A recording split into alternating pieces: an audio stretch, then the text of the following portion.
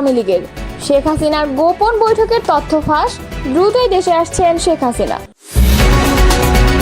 হাসনাতের নেতৃত্বে চাঁদা তুলছে সমন্বয়করা, রিমান্ডে ফাঁস করলেন 5 নেতা। ময়মনসিংহে এবার পদযাত্রায় ধাওয়া খেলেন সমন্বয়করা, ছাত্র দলের সামনে দাঁড়াতেই পারল না। সর্বশেষ থাকছে আগামীকাল সেনাবাহিনী নিরাপত্তা নিয়ে পদযাত্রা করবে এনসিপি। এতক্ষণ শুনছিলেন সংবাদ শিরোনাম, এবারে বিস্তারিত।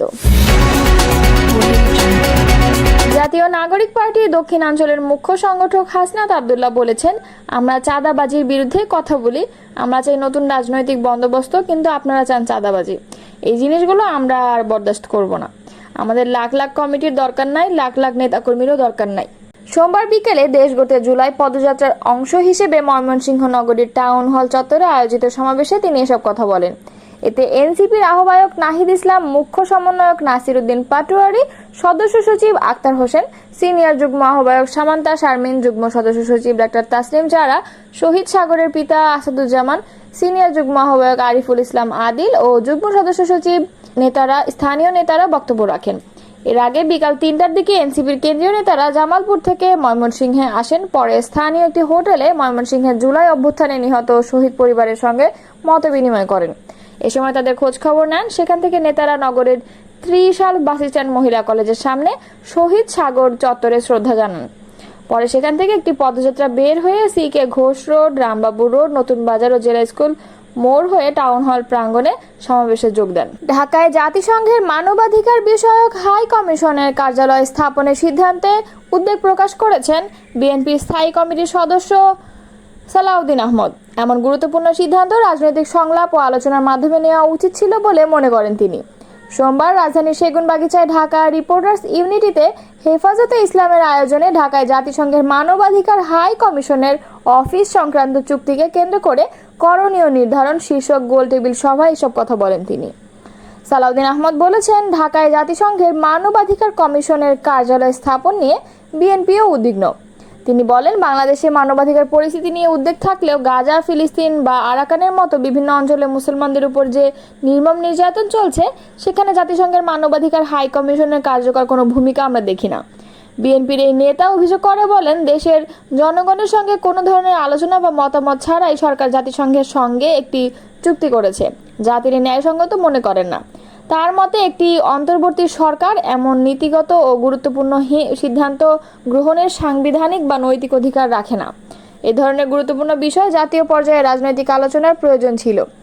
তিনি আরও বলেন, এই সিদ্ধান্ত পার্বত্য চট্টগ্রামের মতো সংবেদনশীল বিষয়েও প্রভাব ফেলতে পারে।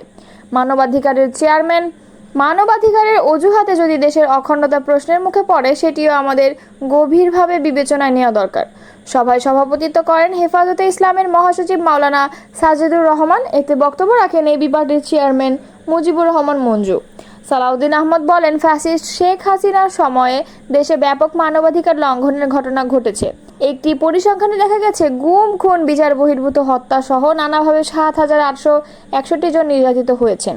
এটি প্রকৃত সংখ্যা নয়। শাপলা চত্বরের হত্যাকাণ্ড ঘটেছে, সেখানে কতজন নিহত হয়েছে তার সঠিক পরিসংখ্যান পাওয়া যায়নি। 24-এর গণঅভ্যুত্থানের সময় ব্যাপক হারে হত্যাকাণ্ড ও মানবাধিকার লঙ্ঘিত হয়েছে। এসব কারণে জাতিসংঘ মনে করছে এখানে একটি অফিস স্থাপন করা উচিত। তবে বৃহত্তর পরিসরে এই বিষয়ে রাজনৈতিক দলগুলোর সঙ্গে আলোচনার মাধ্যমে চুক্তি হলে এ ধরনের বিতর্ক হতো না।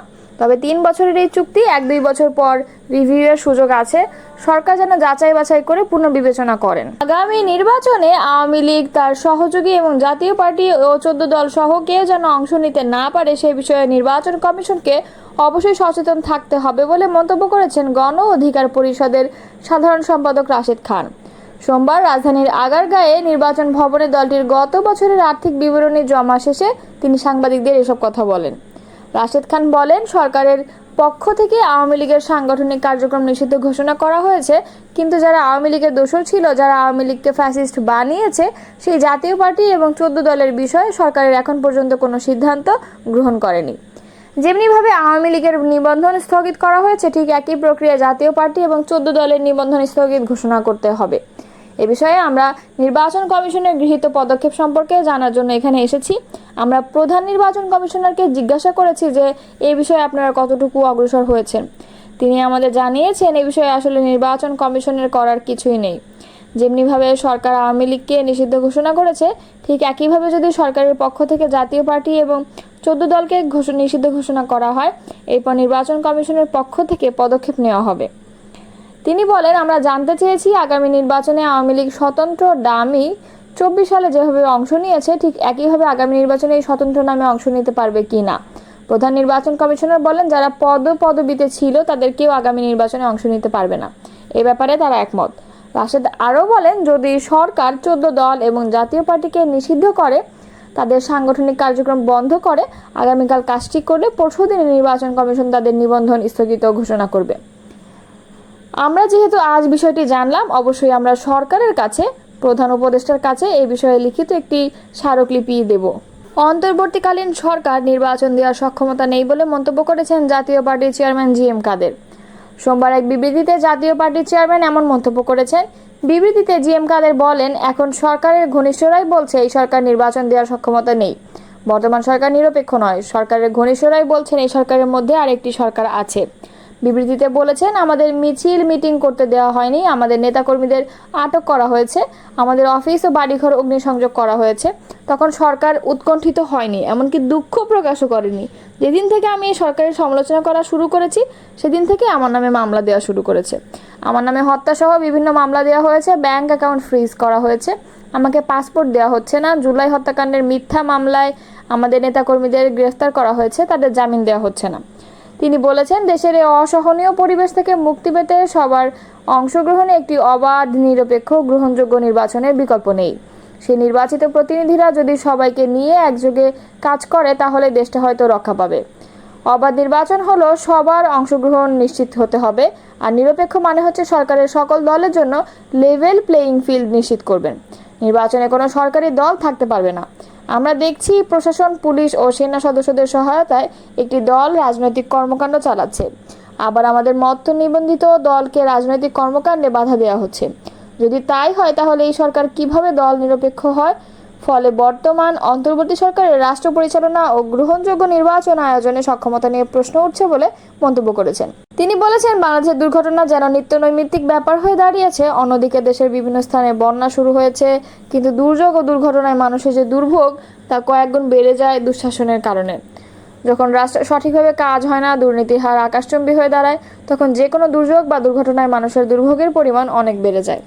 মাইলস্টোনে স্কুল দুর্ঘটনা পরিদর্শনে গিয়ে সরকারের কিছু পদস্থ কর্মকর্তা জনরোষের শিকার হয়ে 9 ঘন্টা অবরুদ্ধ ছিলেন। গণমানুষের ক্ষোভ ও ঘৃণার কারণে আইনশৃঙ্খলা